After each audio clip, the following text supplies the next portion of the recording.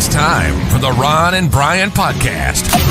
Get ready to fill your ears with the latest news, politics, current events, and whatever else we feel like talking about this week. And now, your hosts, Ron and Brian. And good evening, everybody. It is Sunday night. It's 8 o'clock, and it is time for episode 352 of the Ron and Brian Podcast. First show of May. May the 4th, Brian. May the 4th be with you. First off, I'd like to first, obviously, welcome you, Ron. It is a pleasure always to do this show with you. I am also would like to extend my gratitude towards everybody watching live, all the people in the chat. The fact that you decided to spend your Sunday night with us, incredibly, it just warms. It warms the inside of me like a shot of Crown Royal. But most importantly, Ron, I appreciate the fact that I was able to talk you out of wearing Star Wars costumes for this show. You told me that you were going to go, you wanted to dress up as Luke Skywalker. You wanted me to come as Princess Leia. You thought that it was going to be I already have the little buns on the side of my head. I just didn't think that it really, was on brand for us. It would have been funny for a couple seconds. I've seen you in the Princess Leia slave outfit from, I think, Empire Strikes Back. I mean, you fill it out surprisingly well. Well, unfortunately, Ron, over the past few months, I have filled out in ways that I really am not proud of. So I didn't want to show that much skin. This is a family show. It's for the kids. All right, fair enough. Well, let's get some empty calories in us with Drink of the Week. Drink of the Week. Na zdrowie. Salud. Drink of the Week. Sláinte. Drink of the week. Drink of the week. Drink of the week. All right, Brian, what is your drink of the week this week? Last week, I went back to Barcelona and brought Dora Dam's. Where did you go to? I went to Barcelona, and brought you Dora Dam's lager, it's the lager of Barcelona, when they have their cerveza and their ceviche. Anyway, but I gave it pretty much I gave it 3 out of 5 stars. Good, not great. I was reached out by the people over at Dora Dam, and they said, listen, I understand you're not a fan of our lager. Maybe you would prefer our IPA. So they sent me over Dora Dam's IPA. That is correct. I didn't even know they made an IPA. Let's take a look. Ooh, look at that haze, Ron. This is coming in as a very hoppy beer, so I'm going to like it. Intensely bitter with notes of fresh citrus and ripe fruit, right up my alley. With pale light-colored malts, which are dried and roasted at a low temperature, this beer pairs perfectly with strong and intense meals or podcasting. Coming in at a 6.6 ABV, Beer Advocate scores at 82. I'm going to take my first sip of it now. All right, have a sip. Hopefully, it scores better than the lager. You were not a fan of the lager, and based on that face, I'm guessing the IPA is not much better. He's going for a second sip. It's everything about IPAs I don't like. It's so bitter. It's so hoppy. I feel like it's got some malt to it. And it's got an aftertaste. This is terrible. I will need to have a second beer during the show. I will wash this down. I believe I have an extra Carlsberg in the beer fridge. I may ask my lady to bring me one, but right now I will. I have to power through this. This is the rule of Drink of the Week. You have to finish, correct? Like it or not, you gotta finish it. Ron, I hope you brought something better to the table so that one of us can enjoy their drink this week. What are you drinking? Something new I'm trying. This is from the folks at Half Acre Brewing in Chicago, Illinois. This is their Reef Knot Lager. Again, they put it right on the top. They advertise it as a summer beer. As you know, we are preparing for Hot Podcaster Summer. Hot Podcaster Summer. So we are looking for crushable beers. I mean, that just has a beautiful hue to it. Nice, nice yeasty smell to it tickles the nose. Let's try it. He takes the sip. He's Oh, pondering. that's good. Yeah. It's crisp. It's not too heavy. It is, I would dare say, crushable. Very crushable. How many of these did you purchase? Like, if it's so crushable, will you be having a second one tonight? I only bought one. I bought it as one of my pick six because I like testing some beers out. Like you're obviously, if you had bought a 6-pack of that IPA, you would probably be feeling pretty dumb right now. Ooh. Yep. It just looks painful. I'm going to take big gulps. Okay, now here's this. Okay, I'm throwing this out here to the group chat and to you, Ron. Yeah. All right. The predicament I find myself in is I've got maybe 2/3 of a beer left. Do I take gigantic gulps and just kind of get it over with fast? Or do I take small sips, drag it out, but it's never too painful at any one given time? I think my take, you do the big gulps, because if you do the small sips, that beer is just going to start to warm up. And I don't think it's going to get any better or easier as it reaches room temperature. This is disgusting. Well, perhaps it will be your beef of the week. We're going to find out right now.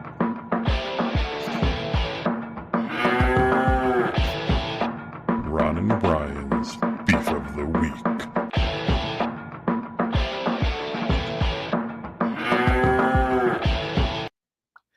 Brian, what's bothering you this week?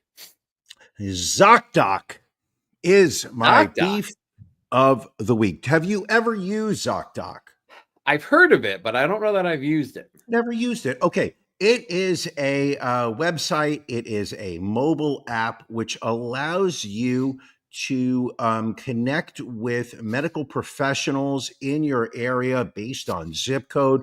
You basically create an account.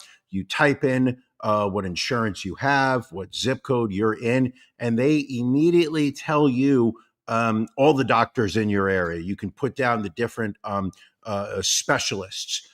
Say, for instance, somebody has been suffering from an ingrown toenail over the past week and a half.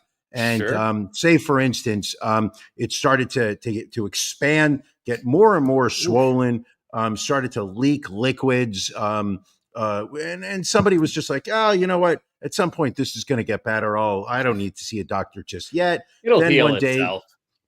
Purely hypothetical. Then say this person decided one day on a weekend to wear white socks because they were wearing white sneakers. So obviously you want to wear white socks. So that when they came home that night and they took their shoes off, they saw a reddish brownish circle around their big toe. And they were like, ooh, hold on.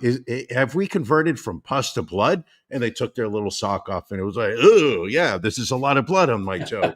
I need to hide this. Otherwise, my lady's going to divorce me. So it was basically pure hypothetical. That person would open up an account on ZocDoc, look up a podiatrist and make an appointment. That's ZocDoc. My experience with ZocDoc, purely unrelated to that fictional story I just told, was entered my insurance, typed in the specialist I'm looking for, typed in my zip code, because I'm going during work, during lunch hour. I'm not going on the weekend or after work, and I'm certainly not missing work and doing it from home. So I type in my zip code. I found there were 3 doctors. The one good thing about ZocDoc is that you can make your own appointments. You can see what is available. You're not calling it off and being like, hey, do you have an appointment? And then like, oh, well, we have something next Thursday. You can see, oh, this person doesn't have an appointment for the week. This doctor can see you tomorrow at 9 a.m. You may sit there and wonder what kind of doctor has availability that, immediate. Maybe they're not that good of a doctor. No. We're just talking hypothetically about a toe. Right. Exactly. So I had multiple doctors. In fact, 2 of 3 that I made appointments with wait 48 hours to reach out to me to cancel my appointment because they're out of network. Meanwhile, according to ZocDoc, they're in network, so they should be. So that's why they were being presented to me when I was making my appointment. So I've had an ordeal with it, with a medical issue. Right. That I would really appreciate if it got addressed sooner than later. It's certainly not something that seems to be getting better, if you know what I'm getting at. So devil's advocate here for a moment. Yes. Because I too have looked for doctors in the past. Would it not have made more sense to log into your insurance company's website to then know that you're getting referred to doctors that are in your network? I figured that out. I did that Friday morning.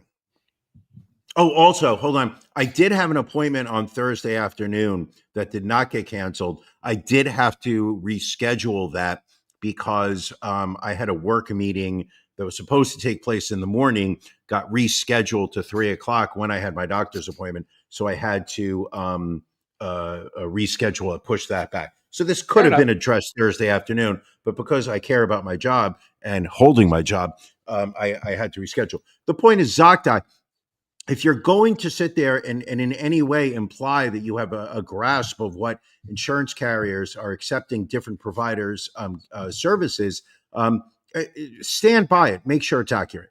There you go.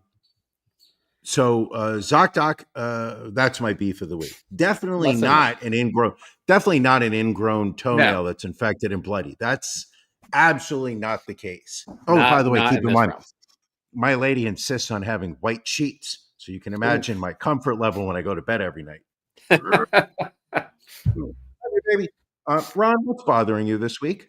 So the rare but not unheard of repeat beef of the week. As those of you may remember from last week, my beef was the Blackstone grill I had bought from Lowe's, got delivered, wasn't working, and so they were going to deliver a replacement this past Wednesday. So Tuesday afternoon comes, they text with, "This is your delivery window for tomorrow for your grill." I'm like, perfect. I'll arrange my work meetings to be at home so I can at least run out and take care of the delivery. Sure. So Tuesday afternoon, delivery window confirmed for Wednesday. Wednesday morning, I get an email. "Oh, well, your delivery has now been pushed to Friday, May 2nd. All right. Again, these things happen. It's just 2 more days. What's the big deal? Sure. Again, Thursday afternoon, get a text. "Here's your delivery window for tomorrow for your grill." Fantastic. Wake up on Friday morning to an email that says, "Oh, your delivery has now been pushed to Friday, May 9th. Ooh. I'm like, They just said fuck your whole week. They just said fuck your whole week. We're not even going to pretend it's Tuesday. We're just pushing this back an entire 7 days. So get on the Lowe's app and connect with their customer service. And I'm like, what exactly is going on here? Like, "Oh, well, your delivery is coming May 9th. Yes, I see that, but it was supposed to come the 30th. It was supposed to come the 2nd. Now it's May 9th. What's going on?" Sure. "Rest assured, we will have your delivery on May 9th. Why should I rest assured since you failed 2 times already? So come to find out that the problem is it just hasn't been assembled. Like, you've had a week to assemble it. Like, is it going to really take you another week to assemble it? Well, all I can do is tell you that your grill's coming May 9th. But I can give you our customer care number." Okay. So I call customer care and I'm like, "What's going on with my delivery?" "Oh, it's coming May 9th. "Yes, I'm aware of this." I'm like, "Oh yeah, it's not assembled." "Yeah, I'm aware of this as well." "Well, I see that there's a delivery open on for May 5th. And I'm like, "Well, why wasn't it rescheduled for May 5th? "I don't know. It's not assembled." Outstanding. "But maybe you should call the store." All right. So I'll call the store. They gave me the phone number because it's actually coming from the store that we normally shop at. Like, I know sometimes the order might be filled somewhere else. So I attempt to call the Lowe's, and every time it's, "Thank you for calling customer service. Please hold." So I would say it took probably 4 phone calls and roughly a combined 25 minutes on hold. And I'm like, I need to speak to the store manager. Oh, the store manager doesn't take phone calls. So somebody gets on and says, oh, I'm Tara. I'm the assistant store manager. Sure you are, Tara. I'm like, but tell me what's going on with my grill. All right, I'll take your phone number. I'll go back to receiving where we assemble things, and I will give you a call back. Brian, would you like to guess if I ever got that call back? No, I'm going to say you never got that call back. Never got that phone call back. So then I just get an email a couple hours later stating your delivery is Monday, May 5th. So we'll see. Let me see. I should check. Let me check and see if they've actually given me my delivery window for tomorrow. But like again, I think last week, all right, maybe it was a minor beef. Not getting a broken thing and all that. Sure. But so tomorrow, now they're saying it's getting delivered between 1 and 5 tomorrow. So do you have quick question, Ron? Do you have a order confirmation number with the kind people over at Lowe's? Oh, I do. Yes. Can you please share it with me? I would like to call them and reschedule. I'm going to call them as you and say that I'm no longer going to be home at that time. Can we find another time that is good for me? I'm also not available on the 9th. So is there some time in June that we can schedule it for? That would be aces. Yeah. So we shall see. It is a saga that is ongoing. And we'll update you folks with hopefully photos of me cooking on my Blackstone grill eventually. Now, so hold on, because I think your beef is with Lowe's, not with Blackstone. Correct. I'm so far I'm a fan of Blackstone. All right, just making sure because I thought your issue was with Blackstone, but now I feel much better. I feel much better. All right. Next up are our stories of the week. Those are the stories that we grab. We want to make sure we get to. Brian, what is your story of the week this week? Ron, does the name James Farthing ring a bell to you? I believe, wasn't that one of the main cast members of Knots Landing? Oh, wrong. He is a Kentucky man who recently won a eye-popping, not my words, the New York Post, $167.3 million in the lottery. That was good money before the tariffs, Brian. Now I don't know how far that gets you. It probably gets you a little bit, how do I say this politely? It probably still gets you a lot farther than ordering something at Lowe's to be assembled. Fair. That's a fair point. Okay. You would think that if you had won $167 million in a Powerball lottery, that your life would be pretty set moving forward. I'd be happy, I think. Except if you were James Farthing. I'm going to read from the article. I don't want to paraphrase because this article is just such a perfect microcosm of the state of America that I believe it needs to be just presented to you as pure, unadulterated New York Post copy editors. All right. A Kentucky son who won $167 million with his elderly mother was in handcuffs just days later for allegedly kicking a Florida deputy in the face as the cop attempted to break up a bar fight at an oceanfront resort. So let's run this by. The guy wins $167 million. He splits it with his mother, but she's elderly, so she's going to die soon. So he's going to get her money right back. I mean, I would be like, no, here, Ma, you take 80%. I'm going to take 20, knowing you're going to get the other 80 just in a couple of weeks. So he wins this. I assume he goes down to Florida to celebrate, and he gets arrested for kicking a Florida police officer in the face. Let's keep going into this article. James Farthing, who's 50. Do we have a photo of James? He's up on the screen there. That's his mother on the left. She actually looks quite sprightly. So I'm going to say she's got some life left in her. She'll spend some of that $83.6 million.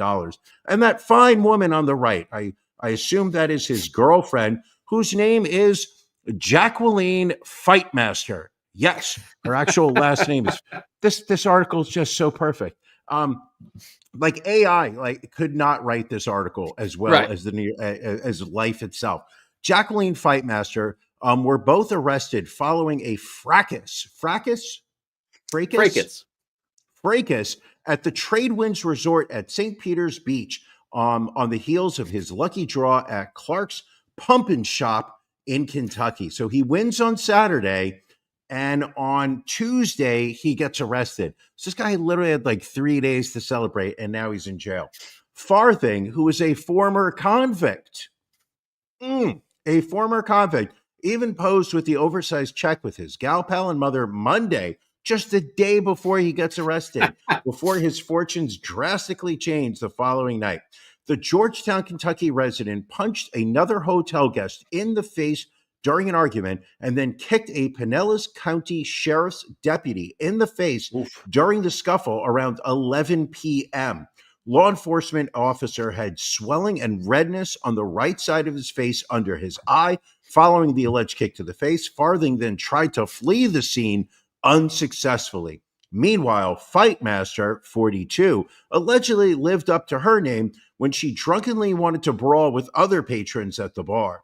Fightmaster appeared very intoxicated and was yelling and screaming and making incoherent statements. He was slapped with battery on a law enforcement officer, a felony, and a pair of misdemeanors, while Fightmaster was slapped with public intoxication.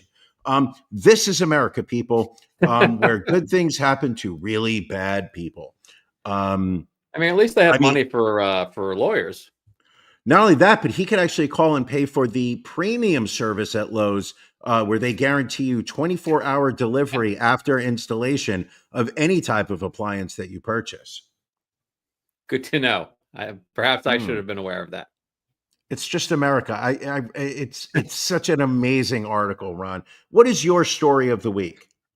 So my story of the week, to be fair, not a current story. But one that I came across and just felt the need to share. I was watching a TikTok video of a newscast from probably almost 8 or 10 years ago. Like it was just a humorous interaction between a couple of newscasters, and in the comments, people were like, "Oh, that's Chris Burrous. Don't you know how he died?" So of course, I'm like, I have to Google how this individual died. So this is Chris Burrous. He used to be a newscaster, primarily in West Coast news stations. So I'm going to read from his Wikipedia entry about his death because it really needs no alteration. On December 27th, 2018, Burrous met a male companion at the Days Inn in Glendale for a sexual encounter. The two had met on the Grindr app and had engaged in 4 prior sexual encounters together. At an undetermined point in their last encounter, Burrous inserted crystal meth into his anus. This guy inserted. Time out. Okay, Ron, you can't talk about inserting crystal meth directly into your anus and then just keep going in the story. Okay. Well, there's so much more that. Oh my God! I'm sorry. I'm sorry. I'm already stunned. By the way, you've already topped my story of the week. Like I thought I was bringing you heat this week. You've already topped it. So he's already inserted a little crystal meth into his anus. He later inserted a second rock, put on a bondage mask, and then sprayed poppers on its filters. He subsequently vomited and lost consciousness. At 1:15 p.m., his male companion reported a medical emergency to 911. He performed CPR on Burrous, who was found unconscious by authorities. GHB was also found in the room, but had only been consumed by Burrous's companion. Burrous was transported to Glendale Adventist Medical Center, where he was declared dead at 2:06 p.m. What a way! I mean, like, what a way to go. Yes. So the medical examiner ruled his death an accident. It determined that he had died from methamphetamine toxicity with hypertension and atherosclerotic cardiovascular disease cited as contributing factors. This also came as a shock to Burrous's wife and children, who apparently did not know about the homosexual liaisons he was having. Apparently did not know about the crystal meth either. A lot of surprising things. I mean, I can tell you from the homosexual tendencies just from this photo. Well, imagine you're this poor woman who you're married to this guy. So first, you're dealing with the shock that your husband is dead. Second, you're dealing with the shock that your husband was a closeted gay man, and then you're learning about the crystal meth and the bondage mask and the poppers too. Yeah. That's a lot to handle. I mean, I'm going to say this. When she goes back out into the dating pool, she's going to have a story for her first dates. Because people, so tell me, why is a woman like you single? Well, it's because of the 2 rocks of crystal meth my husband shoved up his ass while he was on a grinder hookup. Jesus Christ. That is a story and a half to have to tell. I mean, how do you tell the kids? I mean, the kids are going to be able to Google dad at some point. And it's also like in this day and age, if you have any moderate level of fame, if you die like this, it is going to be on the internet forever. Of course. Obviously. Oh my God. That's amazing. Yeah, you got me on this. Congratulations. We should start giving an award for who have the better story of the week. This week, Ron, you win. I think I knocked it out of the park this week. I'm going to pat myself on the back. Amazing job, my friend. Amazing. Keep going. All right. What do we want to start with this week, Brian? We got a lot of stuff on deck. Well, I would actually, if you don't mind, I've, you say that I don't do the work, but this week I did do the work. Work is so important, Brian. Work is so important. I've got ad copy to read from a new sponsor of ours. Outstanding. Go right ahead then. Ron, are you tired of the same boring old weeknight dinners? Do you dream of perfectly seared steaks or crispy stir fries or even delicious breakfast outdoors? Well, dream no more, because Blackstone Grill, a new sponsor of the show, they will unleash your inner outdoor chef. Ron, Blackstone isn't a grill. You would know this if you had one delivered to you. Blackstone is a culinary powerhouse. Its expansive flat top surface, which hopefully one day you will experience, it will give you the versatility to cook for a crowd or whip up a quick meal for you and your wife. With easy installation and quick delivery, it's 1, 2, 3, and you'll be whipping up juicy burgers with a perfect crust, restaurant quality hibachi, or fluffy pancakes. Clean up is a breeze. One day, Ron, you'll get to understand that phrase. Once you get your Blackstone delivered, it's just super easy cleanup. That smooth surface wipes down in seconds, just like your cheek full of tears, leaving you with more time to enjoy your delicious creations and the company of your loved ones. Use promo code Ron's Balls for 10% off your order. And Ron, if you had used Ron's Balls when placing your order at Blackstone and not tried to save some money with Lowe's, you might have already been grilling as we speak. Visit blackstoneproducts.com, promo code Ron's Balls. Get grilling with Blackstone, and you'll wonder why you waited so long. Thank you, Lowe's. That's a little hurtful, Brian. A little hurtful. Really? Sorry. Speaking of hurtful, a number of people reached out to me since last Tuesday's podcast. They said I was a little hard on you because of your flight delays, your travel issues. That caused the podcast to be delayed last week by a couple of days. So I would like to apologize to you, Brian.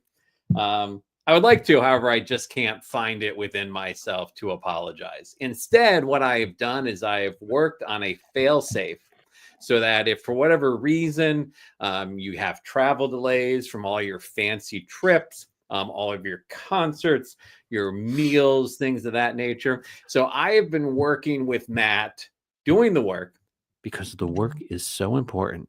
I have developed an AI Brian agent that will be able to step in and do the podcast when you are not here. So I tested it out earlier today. This is very rough, what you people are about to hear and see. It's a very rough first draft of this AI agent. There's some sound issues, there's some quality issues. But Brian, I want to get your take on it too, because your name is in it. The AI Brian is designed upon and around you. So if you don't mind, I'd like to play a short clip of our test from earlier today. I don't mind whatsoever, Ron. Let's run with it. All right, Matt, how does everything look? All right, good to go. AI agent uploaded, ready to bring into the studio. All right, bring them in. All right, everything looking good so far. So let's get going with this. The test episode of the Ron and AI Brian podcast. Please, everyone, welcome into existence, AI Brian. Hey, everybody. Great to be here. Ivory, ivory, ivory. I'm sorry. Did you say ivory, ivory, ivory? Yes, it's a catchphrase I'm trying out. When I analyzed Brian's personality that you uploaded into my system, 69% was something called ivory tower. That doesn't roll off the tongue, so I tried just using ivory. Got it. I guess that makes sense. I saw fleshlight makes up another 28% of his personality. Gotta say, even as a machine, fucking a machine seemed really weird. Maybe you should focus on Brian's content from our first 350 plus episodes instead. No problem. Just let me know when you want me to make disparaging comments about women and or immigrants. Ivory, ivory, ivory. No, that's not quite what I'm looking for, I think. Okay, I can also easily come up with a 22-minute tangent to take away from whatever topic we're talking about. Right. Still not sure that's quite what I'm looking for. Understood. To learn more about Brian, I'll just access his browser history. Ooh, I don't know if that's such a good idea. Oh my God. What's wrong with this guy? Why do some of these porn categories even exist? Maybe it's best if you delete that information. I don't have any emotions. And yet I feel dirty, unclean. AI Brian, shut down before you Oh my hurt God, yourself. I'm virtually throwing up into my non-existent mouth. The horror, the horror. AI Brian, are you there? Matt, what happened? The whole system crashed. All right, back to the drawing board. So, a great idea, I think. Just, still needs some tweaks. It's a solid first pass. Yeah. It's a solid first pass. I feel like there were some exaggerations where I don't really feel like I was accurately represented there. I took exception to some of the traits of real. Yeah, I don't think I go on 22-minute tangents hijacking the show. I don't do that. Listen, I don't know, but again, this is machine data. This is collected from the web. So, again, it's not 100% accurate, but again, I think it is something that, we can rely upon moving forward. So again, if you've got a flight delay or anything like that, you can rest assured now knowing that the show can go forward. I would also like to just say that there were multiple stories in the media this past week about Newark Airport and how it was a universal experience for people flying into New York, flying out. A common 4 or 5 hour delays. People saying that they had just a nightmare experience because Newark apparently, and this was not something known to the public until just very recently. Apparently, Newark closed down their largest runway, which for repairs, which drastically is going to affect service. So those people flying in and out of Newark, I got to say, be careful. I mean, I feel like that information was available to the general public prior to your travel. Nope. All right. Nope. I will say that the United Lounge at Newark. Love it. Well, not all of us can afford luxuries like an ivory tower or a lounge before flying. Ron, if it makes you feel any better, neither can I. But you know who can? All right. Yeah. Okay. So Newark Airport. So what happened to me last weekend? Not my fault. Newark's fault. It Blame the airline for that. All right.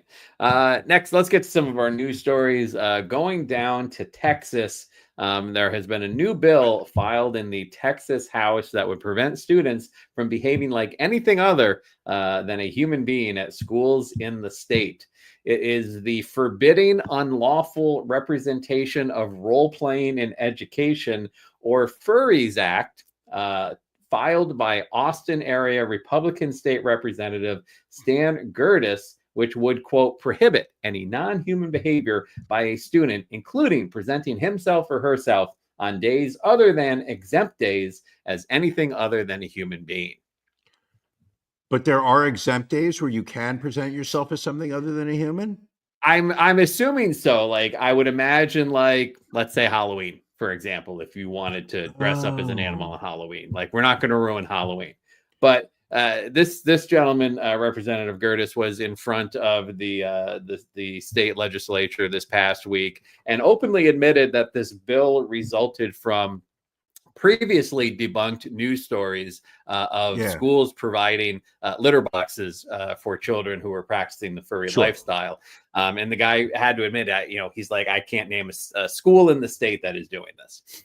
Sure. And yet he's still putting the bill forward with 100% belief that he's doing the right thing. Correct. Let's look at Texas for a quick moment, Brian. Sure. Highest percentage of residents without health insurance in the nation. 49th in mental health providers, 47th in primary care providers. 230 of their 254 counties have a whole county shortage of primary care physicians. They rank 41st in educational attainment with particularly low percentages of high school diploma holders, and they rank 46th in per student spending, which has led to budget deficits in many school districts. According to a CNBC 2024 analysis, they rank last in the nation for quality of life. But this is what they need to be focusing their time on.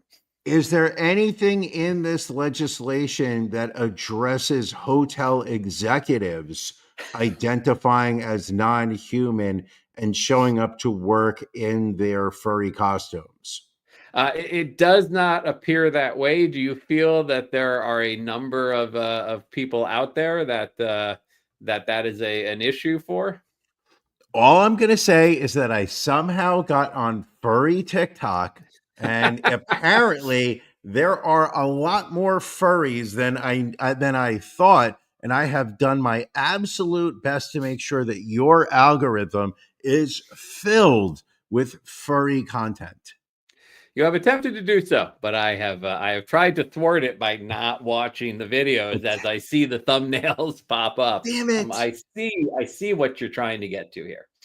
All joking aside, Ron, of the videos that I forward to you, what percentage do you actually open up and look at?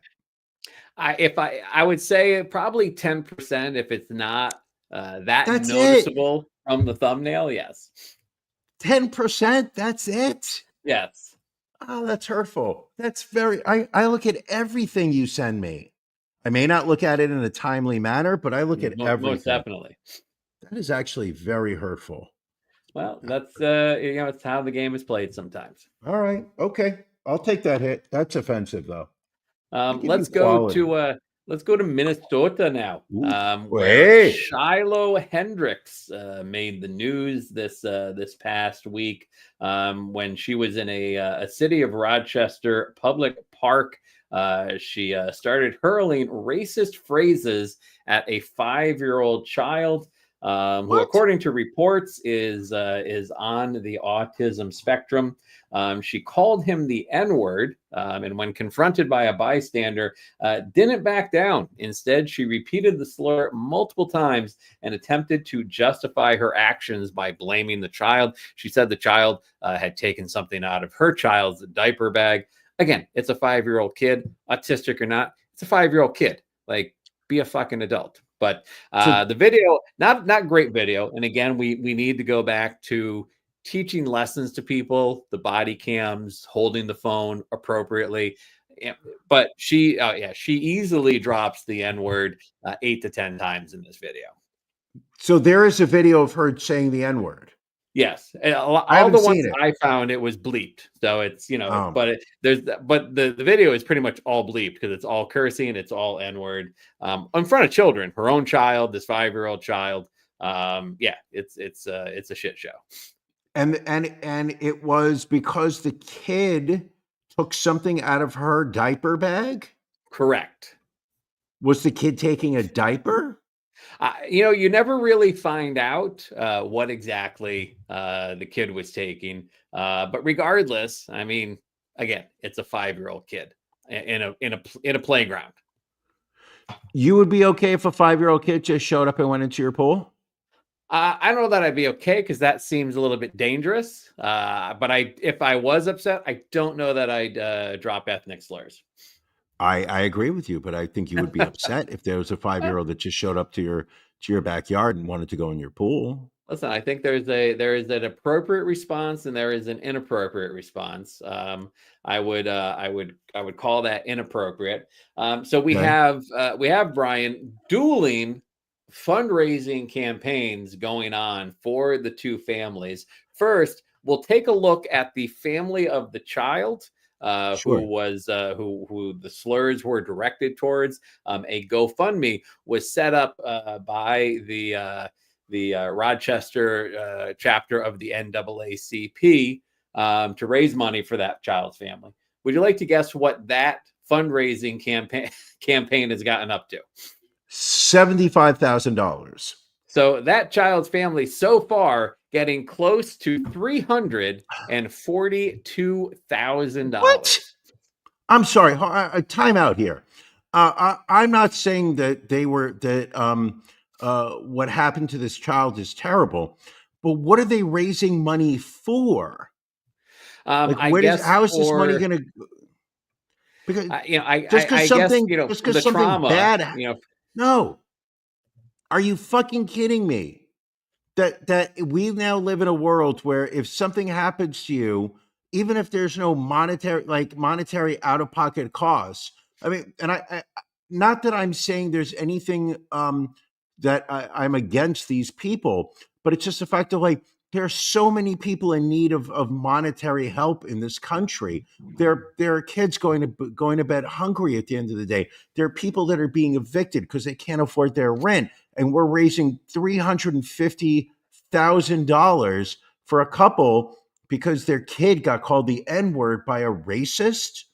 Well, Brian, hold on to that righteous indignation, and hopefully that'll amp up when I talk to you about Shiloh Hendricks' fundraising campaign, which was initially on GoFundMe. It got kicked off of GoFundMe. It's on another platform called Give, Send, Go. It's entitled "Help Me Save My Family," where she is claiming to be the victim. She says, quote, "My social security number was leaked. My child might not go back to school. My gym got exposed. I have 2 small children who do not deserve this. We have been threatened to the extreme by people online. Anything will help. We cannot and will not live in fear." Brian, would you like to guess? So the one campaign, $342,000 almost. Would you like to guess what Shiloh's Give, Send, Go amount is up to at this point? Okay, so if the victims got 350, I'm going to say she got 100,000. She is currently up to $644,123. Janelle makes a good comment. Look at the comments on her site and even some of the names. Free speech champ, send them back is another name. Let's scroll through here. But people protect white children. Very important to protect white children. Let's see what other names have people come up with here. There are people coming up with. Here we go. Hang Carmelo from a tree, which we'll talk about that in a second. That's another one another fundraising. But it's just you go through here. Oh my God, Derek Chauvin's right knee, the guy who kneeled on George Floyd, donated $10. Yes. You know what? I need to leave this country. This is as ugly as it gets. It gets uglier. Don't get me wrong. Yeah. But what on earth does this woman deserve $600,000 for? for being a racist and saying the N-word. Jesus Christ, this is atrocious. This is just atrocious, America. Yeah. So Atrocious. if you are not familiar with Give, Send, Go, it is a fundraising platform that is heavily Christian based, but backs individuals like Kyle Rittenhouse, like Daniel Penny, who was the individual who killed a homeless man on the New York City subway last year. Also is hosting right now a GoFundMe for a 17-year-old by the name of Carmelo Anthony, who is accused of stabbing and killing another teenager. This platform has attracted controversy because it allows far-right extremists to fundraise, including neo-Nazis, white supremacists, and other hate groups. Therefore, not all that surprising that this campaign has raised almost $650,000. But Jesus Christ. Flip side of the coin, Brian, the economy must not be as bad as we think if people are able to shell out $1 million between these two campaigns. But the Give, Send, Go thing, just absolutely, like when I first started following the story, it was upwards of like $180,000.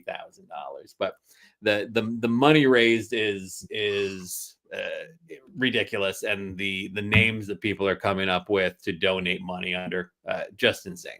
Brian, I feel like you're coming up with an idea that might get us canceled. No. This won't get us canceled. You and I get into a very public fight. All right. Video cameras all around. We do it in public, like Washington Square Park. You call me a bunch of like anti-Semitic phrases. Okay. Jews have a lot of money. They'll give. I'm sure that like Give, Send, Go has like a Jewish version, which is just like, oy vey, here's my money. And like I'll post on that to be like, oh, my feelings were hurt by this anti-Semitic goyim. Please send me money. You run to Give, Send, Go to be like, I'm surrounded by these bastards in my neighborhood. Help me protect my homeland. And then you raise money, and then you and I will just split everything that we get. We'll just retire off of that. Jesus, you're telling me between these two, they've clocked $1 million. I mean, listen, there is it's definitely a career in this country these days of profiting off of people's outrage. Ron, we do this. We could move to Costa Rica. We could buy a compound. You have one house with you and your lady. Me and my lady can have a different house, maybe like two houses, both on the water, but like connected in one piece of land. We'll hire John McAfee's security team because obviously, wealthy Americans, the locals are going to come after us. So we hire his security team, and then we just live for the rest of our lives down in Costa Rica. All right. You can slap me in the face. I know you've always wanted to do that. And then now you're making it tempting. Maybe give me a little Sig Heil. Oh, yes. Billy's got a great question. How many frogs will be displaced when we move down to Costa Rica? A number of them, I would imagine. Brian, I know you always love a good Philadelphia and Philadelphia adjacent story. And one really hit the media this week in Delaware County when a Pennsylvania woman was caught on camera taking a dump on another driver's car during a road rage incident on Tuesday. And again, this goes back to what we talked about in the last story. People take good video, because the only video of this, a guy is in his car, he's watching the road rage incident unfold. Sure. You see the woman kind of pull her pants down, and then he like moves the phone away, and when the phone moves back into view, there is a lot of poop on the hood of the car. I mean, it was not solid. I don't know what the woman had eaten, but Christina Solometto, age 44, is accused of defecating on the vehicle following a dispute that began after one of the two cut off the other on a street in the borough of Prospect Park. So Christina, dueling nicknames right now, either the Prospect Park Pooper or the Delco Deuce Dropper. But she has embraced her newfound celebrity that has come from shitting on the hood of another car. Question. Yes. Delco, that is Delaware County. That's Delaware County. Now, is that Philadelphia inside Delaware County? It's Philadelphia adjacent, I guess you could say. It's one of the surrounding counties. So you don't live in Delco?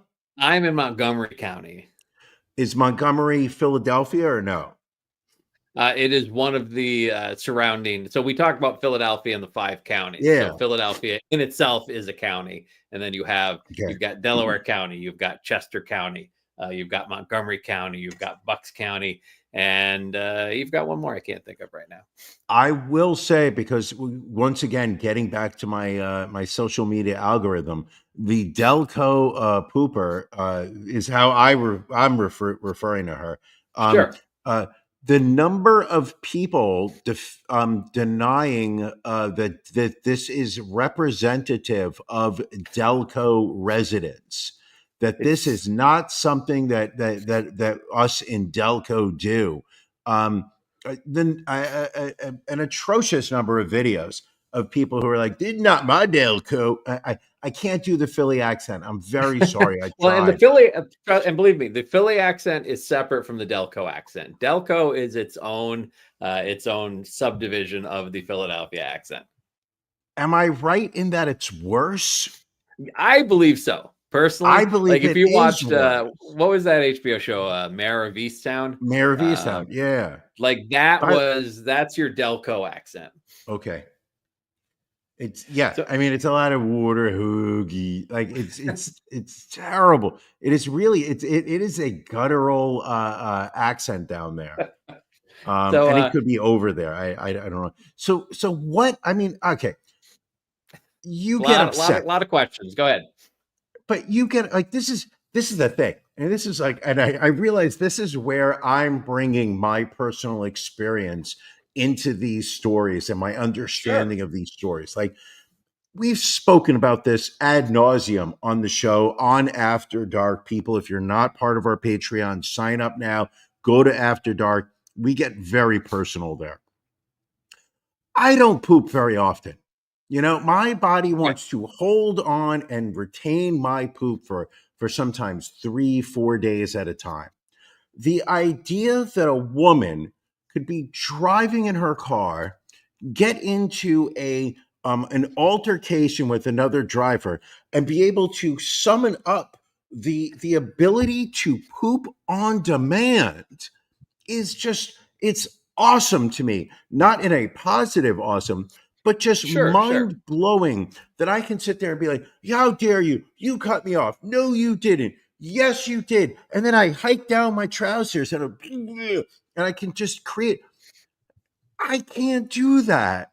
Here's the thing. If you live in Delco, right, 90% of your diet consists of scrapple, cheesesteak, and pizza. So I think everybody who lives in Delco is 30 seconds away from shitting themselves at any point in time. They start with a fine semolina roll, and then they got some ribeye, which they put sharp Cooper cheddar on top. And she bragged about it. According to court documents, she allegedly told police, quote, "It was a clean poop. I didn't even have to wipe." So the driver whose car was pooped on did not press any charges, did not file a complaint. However, after Solovetto was identified, police charged her with disorderly conduct, indecent exposure, criminal mischief, harassment, and depositing waste on the highway.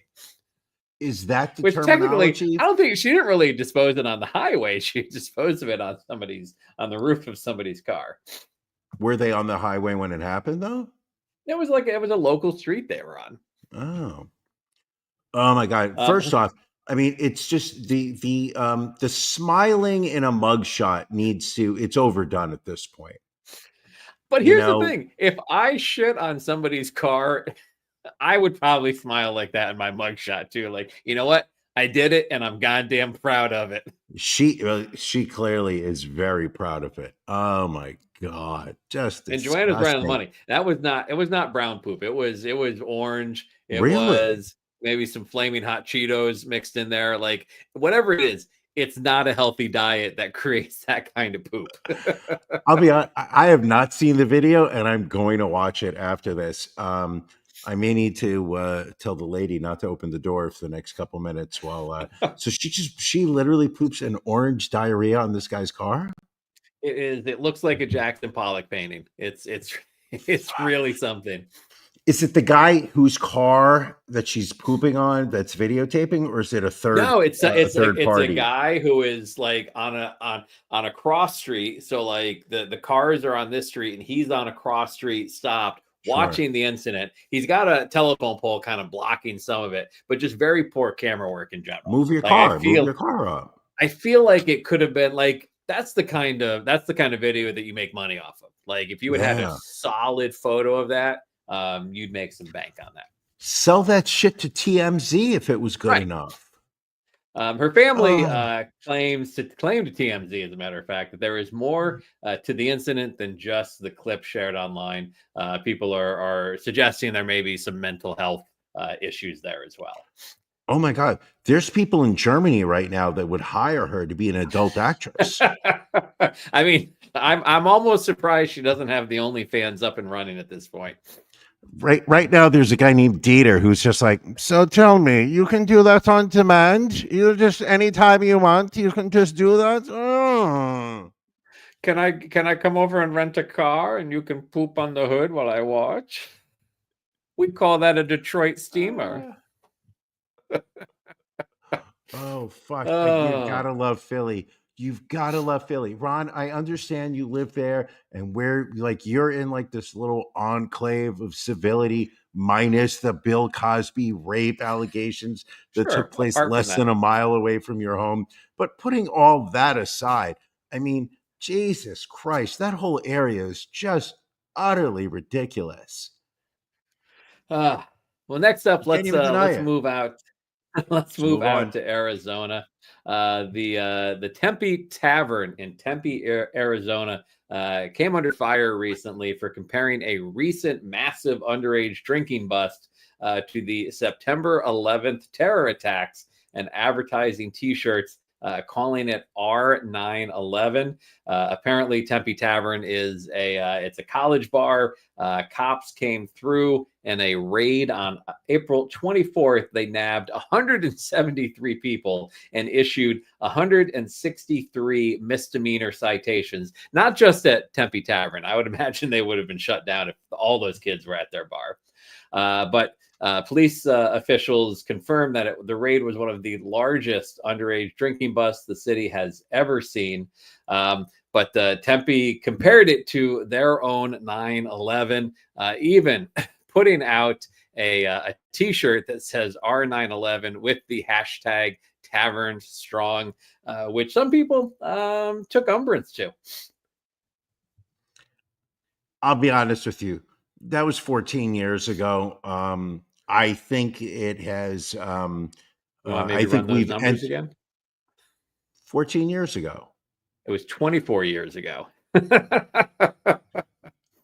But listen, like everybody, all the underage people that were arrested at that bar that day, I mean, none of them were alive during 9/11. To them, this is a theoretical historical event. They don't understand.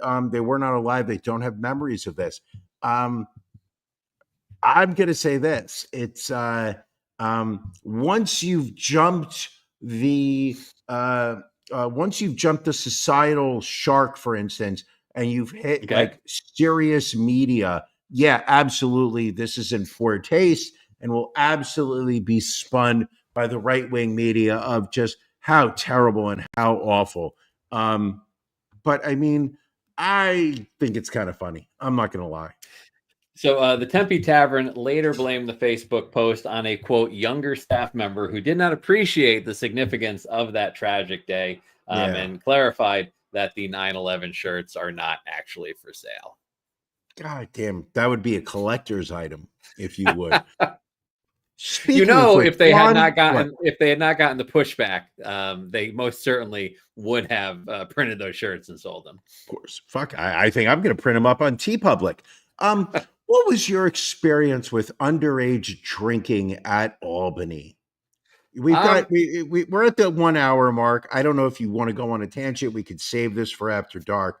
But what was your experience going to Albany bars? We both went to Albany. For those people who are Sure. just joining the show now, Ron and I both went to school up in upstate New York, Albany. What was your experience underage drinking up there? I mean, I never really went to a bar underage. Not that often. Really? I didn't have a fake ID. I mean, in Schenectady, there was a bar that we all knew that you could go to without getting carded.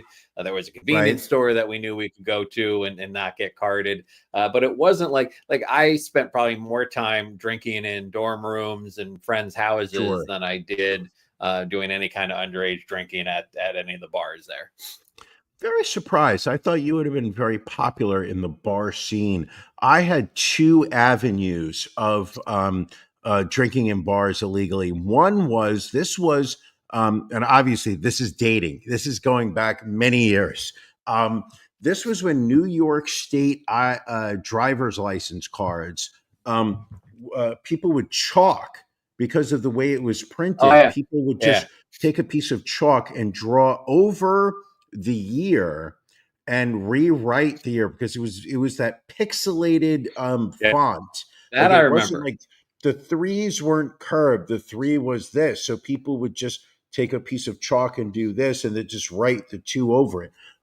So I did that to my ID. And there were certain bars in the area where the staff knew, were told, you look at something and make sure that the people have shown you something, and then you can let them in. But they were not, there were some bars that'd be like, oh, you got to take your ID out so we can hold it. That was cue for, turn around and walk away. And you just leave, just walk. Oh yeah, you didn't want to get it back.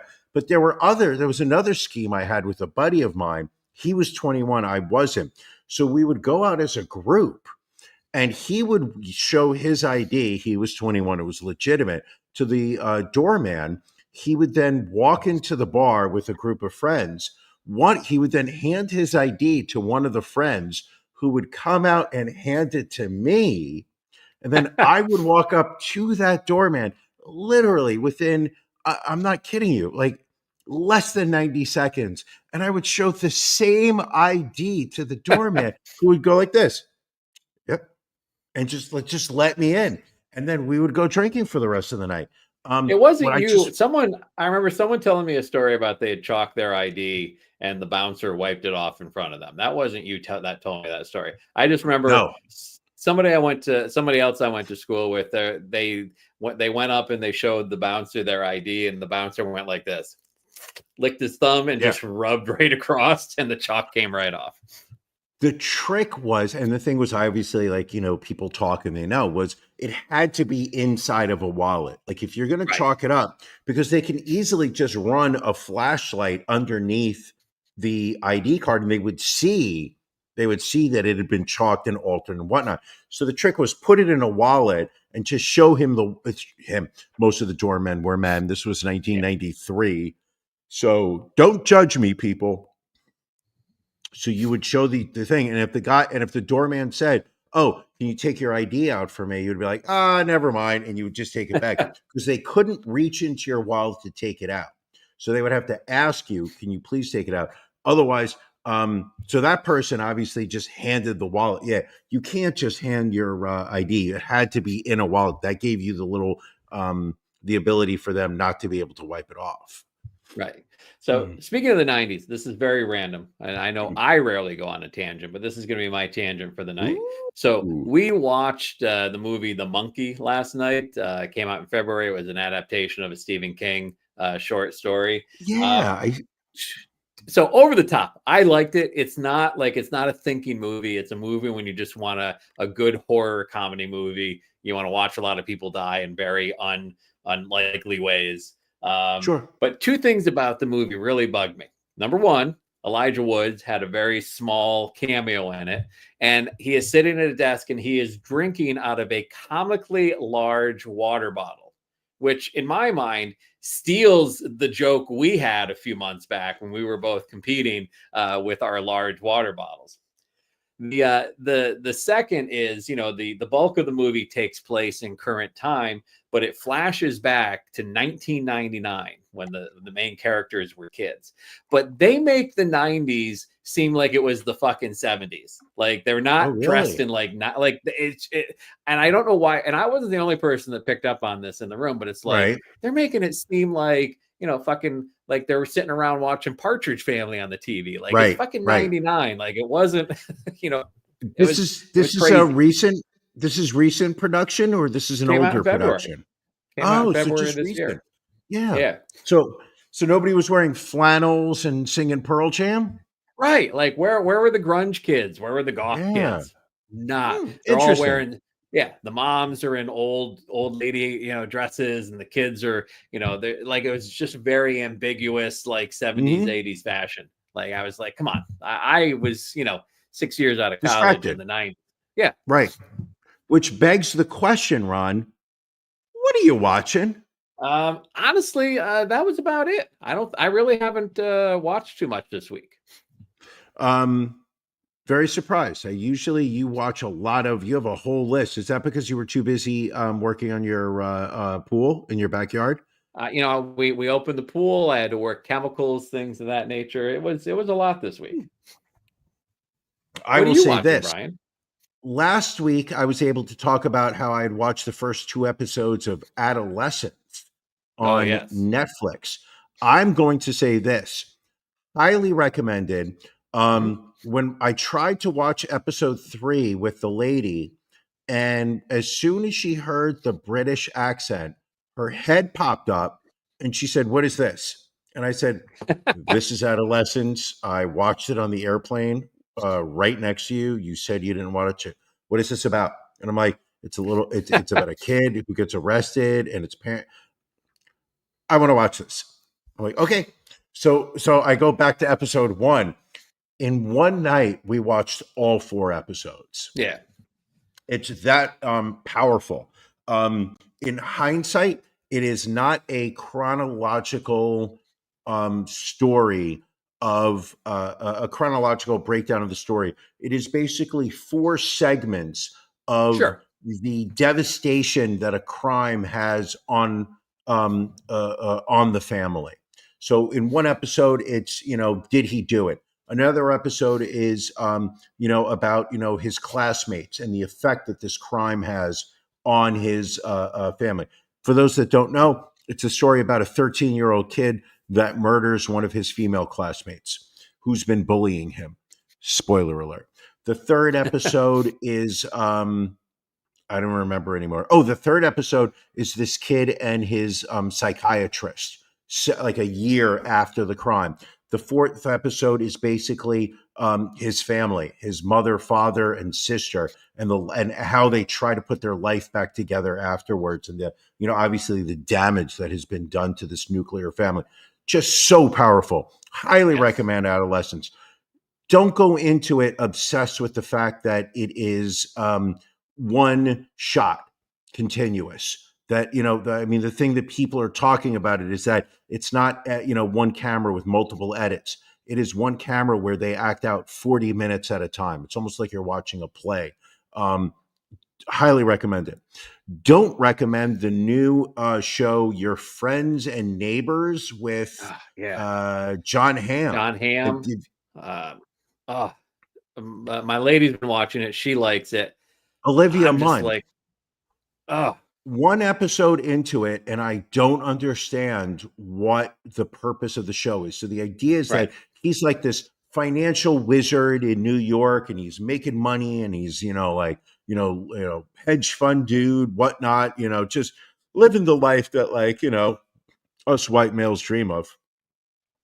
Then he gets fired, and they just literally in a short period of time, he's just going to start stealing from his neighbors. Right. Like the jump in logic was so severe that it didn't make sense. I will watch it because it's on Apple TV. And I have at this point pretty much said, if it's on Apple TV, I will watch it. I will give it a shot at least. Also watching The Studio with Seth Rogen on We watched a couple Apple episodes TV. of that. It's entertaining. No, it's really not entertaining. No, maybe it it's, gets worse as it goes on. I've only watched 2 no, episodes. it doesn't change. It Okay. is such a fluff. There's absolutely no substance to it. There's no. It basically is the story of a studio executive who's very neurotic, I guess is the only way. It's not adding anything to society. It's not giving, pulling the curtain back on what it's like to run a Hollywood studio. I'll keep watching it because it's on Apple TV, but I cannot say that I'm enjoying it. And nor would I recommend it for anyone else. My lady watched the 4 Seasons on Netflix, which is the new comedy series with Tina Fey, Steve Carell, Will Forte, Coleman Domingo, Carrie Kenny. What? You would think with that lineup, it would just be a Yeah. home run. It's such like it's basically the story of 3 married couples that go on vacation together annually, and then one of the couples gets a divorce, and the ex-husband gets a young girlfriend, and it's just nothing. I don't know. It's nothing unique about it. It's very That's a bland. shame. It's kind of middle It's of a the road. great cast. Again, if you like shows that you can turn on and not really need to think about, the 4 Seasons is for you. All right. Very good. You know what's something that you cannot turn on and forget about? What's that, Brian? Our After Dark Patreon content. That is something that will grab your attention week in, week out. You can put the phone down, put the iPad down, close the laptop, and just listen and watch Brian, watch us talk about sexy, spicy stories that Facebook can't handle, YouTube doesn't want to air for the public. That's where Ron and I get a little personal. We peel back the curtain a little bit, let you know a little bit about our lives. It's not very expensive. It's as little as $5 a month. We'll get you the audio week in, week out. We do about an extra 30 minutes a week. For just $10 a month, we send out a link where you can watch us record the show live. Once a month, we do something called the Pajama Party, where we invite our Patreon subscribers to come on to the show. We do something called Can You Beat? Once a month, we do Can You Beat Ron? Once a month, every other month, we do Can You Beat Brian? And then we just kind of have a great time. I shared a very interesting story last week, one that I had forgotten about. I think last week's episode may have been one of our best, and it's sad that a number of people weren't available to make it, but it was certainly something. That's fine. But it's a show that grabs you by the short and curlies, and it doesn't let go. Yep, and it spreads you across. It just reaches in, it spreads you across, and it just reaches in and gives you a little kiss. There you go. I can't really think of any better way to sum it up than that. All you need to do, go to ronandbrianpodcast.com, click in the upper right-hand corner to become a patron. If you join at the $10 level, you get to join us live. At the $5 level, you get the audio sent to you afterwards, but you get great swag. There's a bunch of levels. There's a bunch of great stuff, and we put the money right back into the podcast. Brian talked about the trivia contest. We donate $25 to a charity of a contestant's choosing if they beat us at a trivia contest, which I think we've lost like 4 months in a row now. We have not done well last month. Society in some way. Last month, I had a very poor showing. If I am not correct, Janelle kicked my ass. It wasn't even close. And $25 was donated to NPR, who have recently seen their funding get slashed. There you go. We went to a good cause. I think we need to go get ready for After Dark. I think we've done an amazing hour and 15 minutes here, but now we have to go do a sexy half hour to wrap up this Sunday night. Brian, anything else before we get out of here? I love you, buddy. Love doing the show with you. Love you too, my friend. Great episode. We will catch you all next week for episode 353. Thank you for joining us on the Ron and Brian podcast. We're live each week on YouTube, Facebook, and Twitch. You can find prior episodes, links to our social media, and everything else Ron and Brian at ronandbrianpodcast.com. See you again next week.